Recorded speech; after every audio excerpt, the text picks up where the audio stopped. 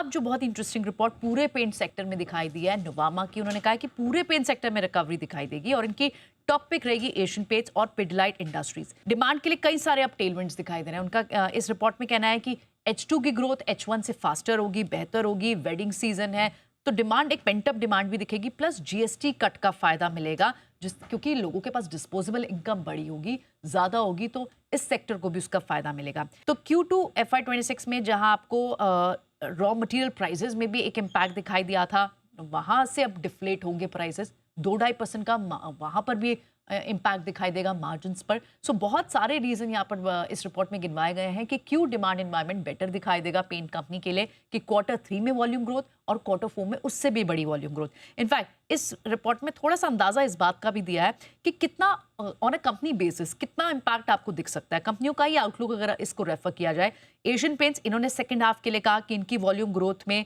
लगभग 400 से 500 BPS point का की बढ़ोतरी होने का अनुमान है।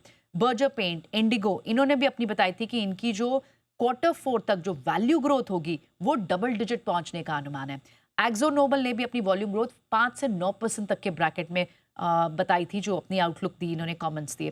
कैंसाई नैरोलक की भी 13 से 14% तक का एबिटा मार्जिन का गाइडेंस है और लॉन्ग टर्म में तो 15% सस्टेन करेगा। सो द बेसिस कि भाई जिस तरह के आउटलुक कंपनियों ने शेयर की हैं और प्लस जो डिमांड एनवायरनमेंट, जीएसटी का फायदा, डिस्पोजेबल इनकम और मॉनसून सीजन खत्म होने के बाद पेंटअप डिमांड का इम्पैक्ट दिखेगा आपको Q3, Q4 में इन कंपनियों को रिकवरी मोड पर देखेंगे आप।